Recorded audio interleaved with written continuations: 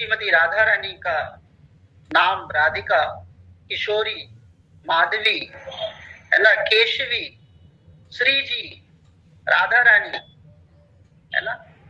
और राधा रानी जो है भगवान की क्या है, भगवान कृष्ण की आह्लादनी शक्ति है, लक्ष्मी का विस्तार है। और राधा का, कृष्ण का पूरा नाम राधा कृष्ण है ना, इस तरह विस्तार। राधा रानी का निवास स्थान गोलोक, वृंदावन, बरसाना, वैकुंठ में है। राधा रानी का अस्त्र क्या है, देखिए राधा रानी का अस्त्र जो है वो कमल है। भगवान का तो अस्त्र क्या है, सुदर्शन है, लेकिन श्रीमती राधा रानी प्रेममय अवतार है, इसलिए श्रीमती राधा रानी का अस्त्र जो है कमल है। राधा रानी कौन से दिन, राधा रानी का आविर्भाव हुआ, प्रकट कौन से दिन प्रकट हुई? आज शुक्रवार है ना। तो आज के दिन ही मतलब शुक्रवार के दिन श्रीमती राधा रानी प्रकट हुए, है ना। श्रीमती राधा रानी के माता पिता जो हैं वो वृषभानु पिता है और कीर्ति माँ है। सवारी क्या है श्रीमती राधा रानी का, कमल का सिंहासन सवारी है ना। तो श्रीमती राधा रानी को त्योहार कौन सा पसंद है ना। श्रीमती राधा रानी को राधाष्टमी, होली, गोपाष्टमी और कार्तिक पूर्णिमा, कार्तिक पूर्णिमा जो आती है, शरद पूर्णिमा जो आती है, और राधा कृष्ण का जो विवाह दिवस मनाया जाता है, और होली भी राधा रानी को पसंद है।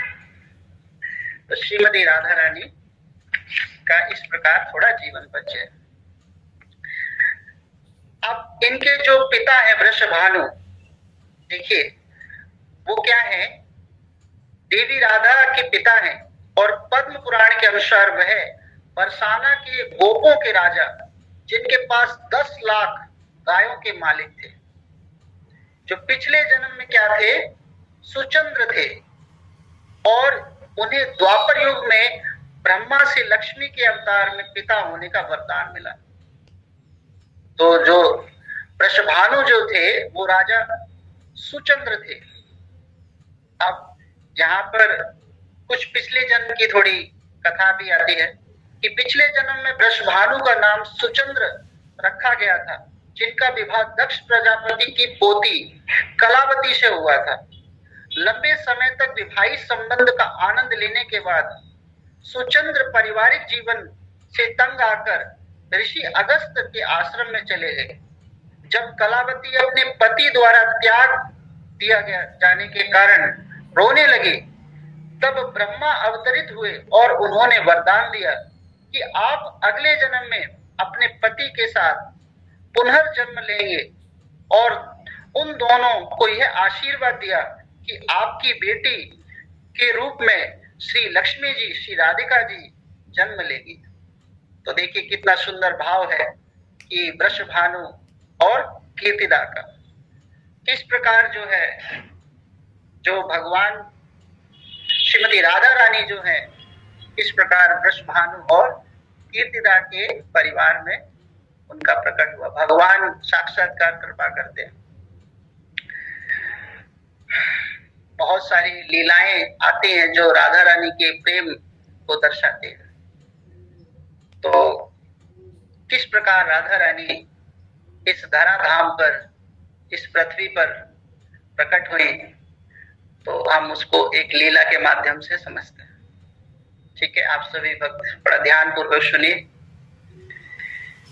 श्री जी राधा रानी किस प्रकार धराधाम में प्रकट होते हैं।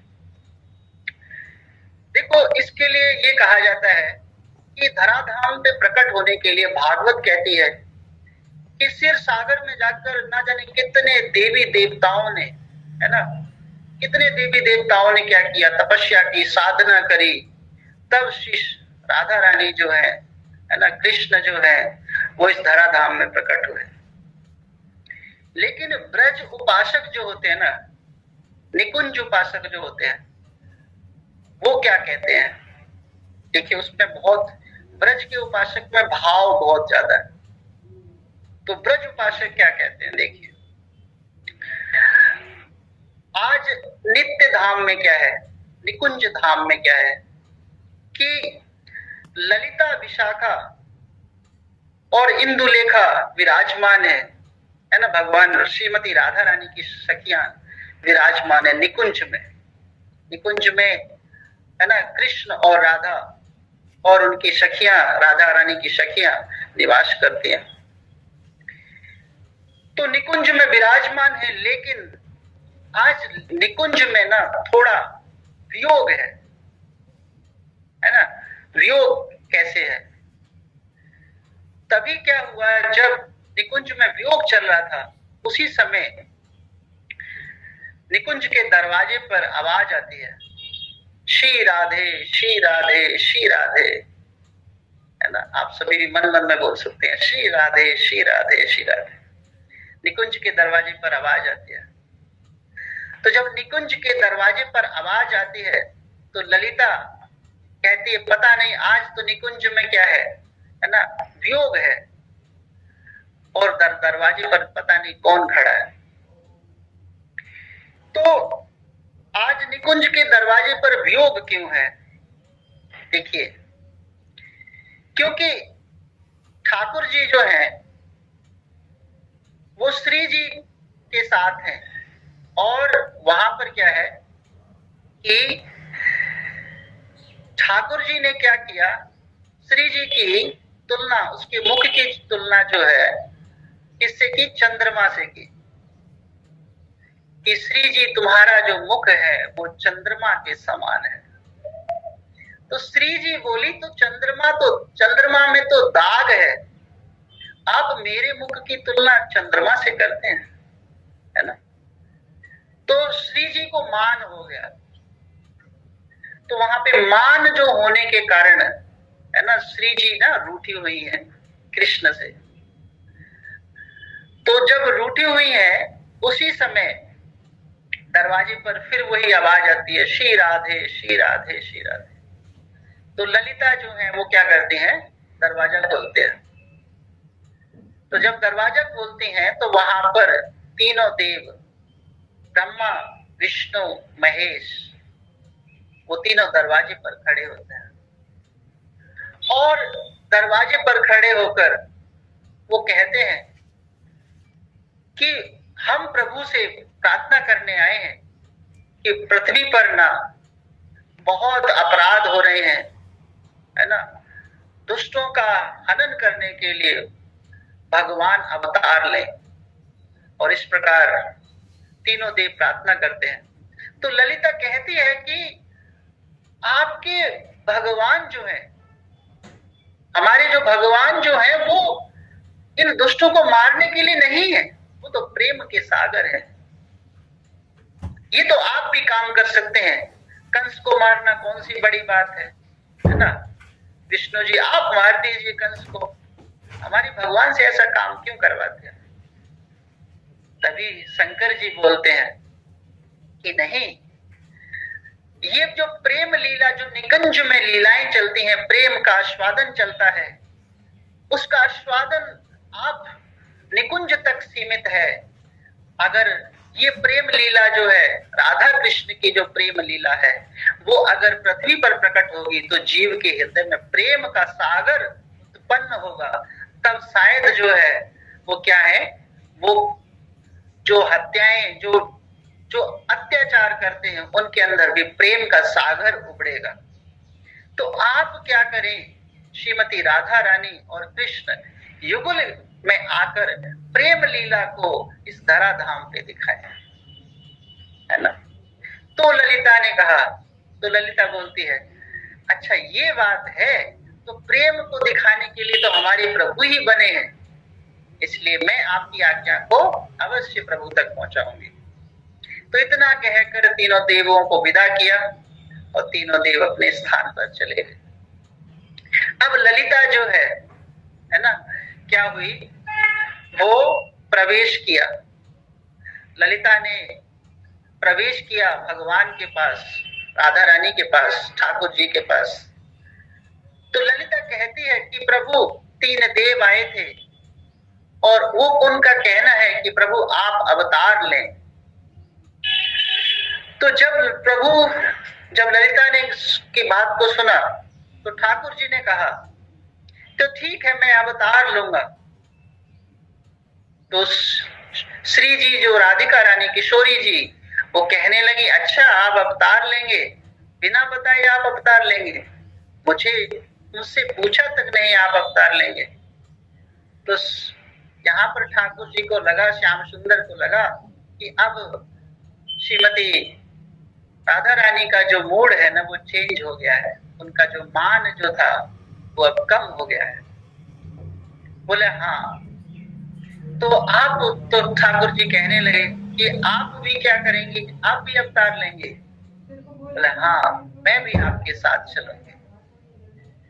तो श्याम सुंदर जी कहते हैं कि जब मैं धराधाम पे लीला करने जाता हूं तो संयोग भी होता है और वियोग भी होता है ना? तो क्या आप संयोग और वियोग को सहन करेंगे? तभी क्या होता है कि निकुंज में एक सखा प्रवेश करता है। तो सखा का नाम क्या है? श्रीधामा, जो भगवान कृष्ण का नित्य सखा है। वैसे आज निकुंज में क्या है कि कोई प्रवेश नहीं कर सकता, क्योंकि आज श्री जी और ठाकुर जी के बीच में विवाद है। लेकिन श्रीधामा जो है वो प्रवेश करता है निकुंज में, और श्रीधामा जब प्रवेश करता है तो श्रीधामा सीधे सीधे ठाकुर जी के कक्ष में जाता है। और श्रीधामा आज बहुत ही क्रोधित है, बहुत ही क्रोधित है, और श्रीमती राधा रानी के पास जाकर सीधे सीधे कहता है कि हे राधिके, हे राधा रानी, कि आपके कारण है ना हमारा सखा जो है ना उसका मन उदास रहता है, आपके कारण हमारा सखा दुखी रहता है, आपके कारण हमारा सखा जो है हमारे संग खेल नहीं पाता, हमारे संग जुलाई नहीं करता। इस प्रकार जो है श्रीधामा जो है वो निकुंज में कहता है, और श्रीमती राधा रानी को वो एक श्राप दे देता है कि आपको क्या हो, 100 वर्षों का वियोग हो जाए। तो जब श्रीमती राधा रानी को इस प्रकार का श्रीधामा ने श्राप दिया कि 100 वर्षों का श्रीमती राधा रानी का वियोग होगा, तब उसको श्रीधामा को एकदम कहा कि ये मैंने क्या कह दिया। तब भगवान कृष्ण कहते हैं, है ना, कि श्रीधामा आप चिंता ना करें, यही मेरी लीला है कि मैं संसार को अपनी लीला के माध्यम से सुख और दुख का दोनों का दर्शन कराना चाहता हूं। और श्रीमती राधा रानी जो है वो संसार को दिखाएंगी कि वियोग क्या होता है, दुख क्या होता है, और दुख में भी किस प्रकार चिंतन कृष्ण का किया जाता है। ये मेरी ही लीला है। इसलिए कहा जाता है कि श्रीमती राधा रानी इस जब संसार में प्रकट हुई तो वो इस धराधाम में क्या है, कृष्ण के वियोग को भी दिखाने आई कि किस तरह कृष्ण की भक्ति में वियोग को दिखाकर भगवान का स्वादन किया जा सकता है, किस प्रकार भगवान में लीन हुआ जा सकता है ना। सुख में तो कहते हैं ना कि सुख में सुमिरन सब करें, दुख में करे न कोई, है ना। तो लेकिन श्रीमती राधा रानी जो है वो वियोग में अधिक भाव विभोर होती है, अधिक भाव विभोर होकर संसार को प्रमाणित करने आई है कि हमें हमेशा ही कृष्ण की लीला, कृष्ण का चिंतन करना है। अब यहाँ पर है ना एक बहुत, तो ये तो जी थी जो श्रीधामा ने किस प्रकार, अगर कहा जाता है ना कि श्रीधामा ने 100 वर्ष का श्रीमती राधा रानी को श्राप दिया, तो उसकी छोटी लीला है। एक और लीला आती है दान लीला। मैं लीलाओं को वैसे बताना नहीं चाहिए, लेकिन मन जो है फिर रहता है, तो ऐसा नहीं करना चाहिए कि मन जहां हो थोड़ा भक्तों को भी बताना चाहिए कि और भी कौन कौन सी लीलाएं हैं। एक आती लीला दान लीला, ठाकुर जी की दान लीला। देखो उससे भी हम एक शिक्षा प्राप्त कर सकते हैं कि कृष्ण जो है, आप सभी को पता है कि जितना भी वृंदावन, नंदगांव, बरसाना, इसमें जो भी दही माखन हुआ करता था, वो दही माखन जो है वो कहाँ जाता था? मथुरा जाता था, कंस के पास। और कंस क्या करता था? उससे धन अर्जित करता था। तो ये नियम बन गया था। लेकिन कृष्ण, देखिए, कहा जाता है ना कि कृष्ण माखन चोरी क्यों करते हैं? क्योंकि कंस के नियम को तोड़वाना चाहते हैं कृष्ण। कंस का नियम था कि इस प्रकार दही माखन हमारे पास आए, लेकिन कृष्ण कहते हैं उसके पास जाने से अच्छा है कि हम सब सखा बांट कर खा लें, है ना। तो इस प्रकार कृष्ण जो है बचपन से ही माखन चुराते थे, क्योंकि नियम कंस का जो था वो तोड़वाते थे। लेकिन जब कृष्ण बड़े हुए तब भी जो है ना, जब सखियां अपनी गगरी सर पर धर के, माखन की गगरी सर पर धरकर और जब मथुरा जाते थे तो कृष्ण उनके बीच में आ जाते थे, और बीच में आने के बाद उनसे दान मांगते थे। इसको बोलते हैं दान लीला, माखन दान। तो इसको दान लीला भी कहा जाता है। तो इस प्रकार जैसे टोल टैक्स लगता है ना, रास्ते में कहीं चलते हैं तो टोल देना पड़ता है, तो इस प्रकार भगवान जो है टोल मांगते थे। तो थोड़ा अलग तरीके से सुना रहा हूं इसको मैं, अगर कुछ सुनाने में त्रुटि हो, है ना, तो उसके लिए मैं क्षमा प्रार्थी हूँ, क्योंकि वो भाव तो नहीं आ पाता कि जिस प्रकार वास्तविक लीला होती है। तो एक सखी है चंद्रावली, एक सखी है चंद्रावली, वो कहती है कि मैं एक बार गगरी लेकर मथुरा जा रही थी, माखन का गगरी लेकर, और उस नंद के लाला ने मुझे रोक लिया बीच में। बोले तुझे ही क्यों रोका, और औरों को तो जाने दिया, तुझे क्यों रोका? तो वो सखी कहती है, नंद लाल ने घेर लई, नंद लाल ने घेर लई। बोले दही का दान दे, नंदलाल ने घेर लई, दही का दान दे। तो ठाकुर जी क्या मांग रहे हैं? दही का दान मांग रहे। तो तुझसे ही क्यों मांगा दान? वो आगे वाली को जाने दिया, पीछे वाली को जाने दिया, तुझसे ही क्यों दान मांगा? तो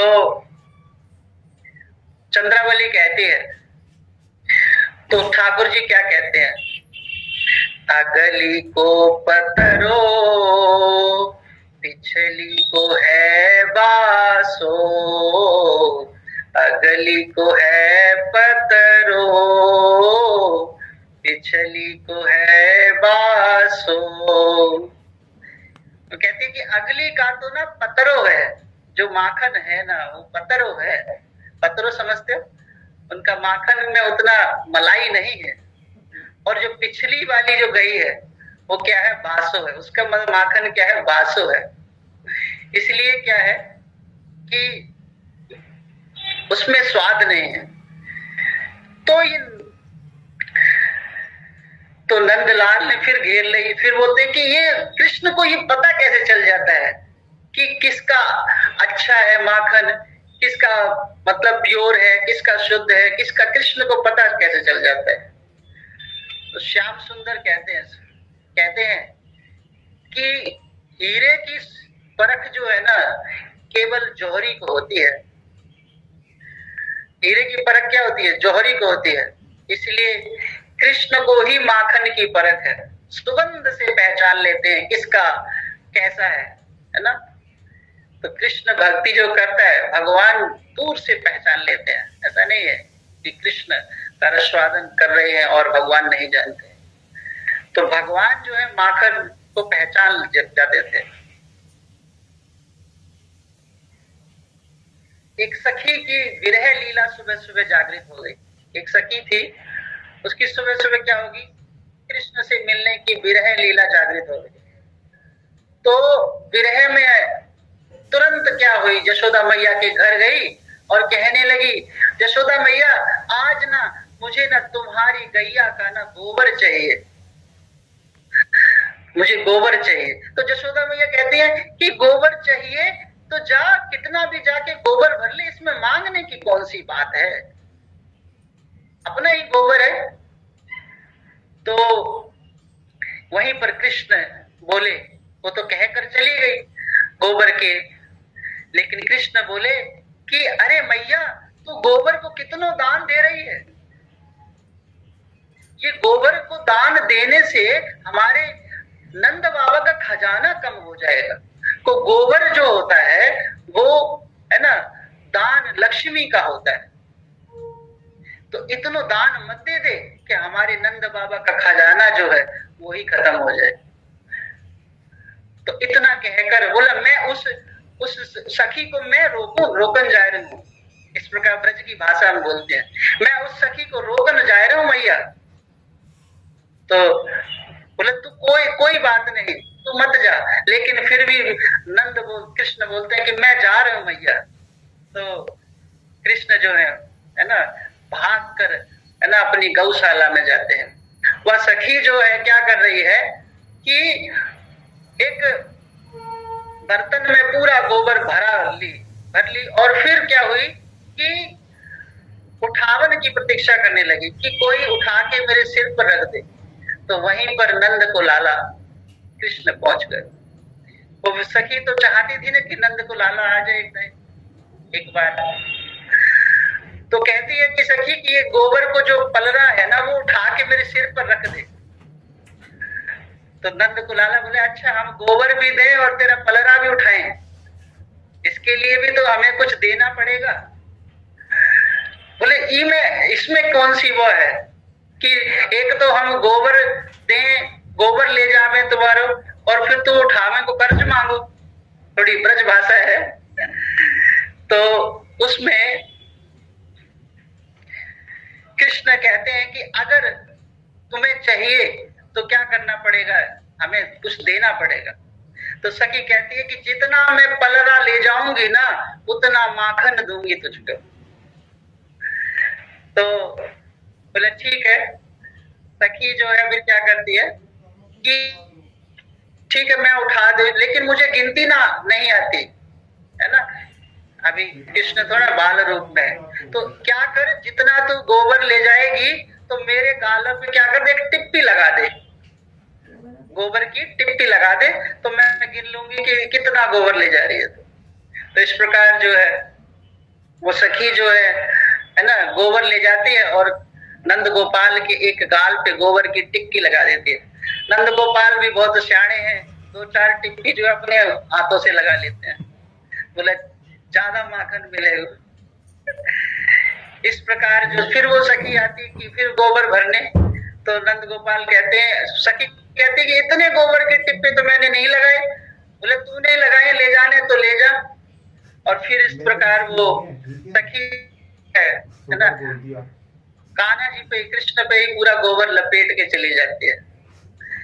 तो इस प्रकार मैया के पास जाते हैं कि मैया ये टिप्पी मत हटाइयो, इतना तो मुझे माखन मिश्री उससे लेना है। तो इस प्रकार जो है कि भगवान को गोबर गौ माता इतना पसंद है कि भगवान उसका लेप करते हैं। भगवान को 2 चीजें बहुत पसंद है, गौ माता और श्रीमती राधिका, श्रीमती राधा रानी, उनका प्रेम बसता है गाय में। इसलिए क्या है कि हमें गाय के प्रति, गौ के प्रति बहुत ही सावधान है। अगर कोई अपनी भक्ति को बढ़ाना चाहता है ना तो उसके अंदर गाय माता के प्रति प्रेम होना चाहिए, बहुत प्रेम होना चाहिए, तब भी उसका क्या है गोलोक वृंदावन में जाना निश्चित हो जाता है। तो दान लीला में है ना दान मांगते हैं ठाकुर जी। तो श्रीमती राधा रानी को जब पता चलता है कि ठाकुर जी क्या कर रहे हैं कि बीच में आकर दान मांगते हैं, है ना, माखन का दान मांगते हैं कि, और तो श्रीमती राधा रानी कहती है कि अब मैं जाके देखूंगी कि ये ठाकुर जो है कैसे दान मांगता है। तो जब श्रीमती राधा रानी ने कही कि तुम बीचों में आकर दान मांगते हो, तो ऐसा करो कि कल क्या करेंगे, ये तुम्हारा जो सभी ग्वाल बाल हैं ये क्या करेंगे, ये गोपियां बनेंगी और मैं कृष्ण बनूंगी, है ना।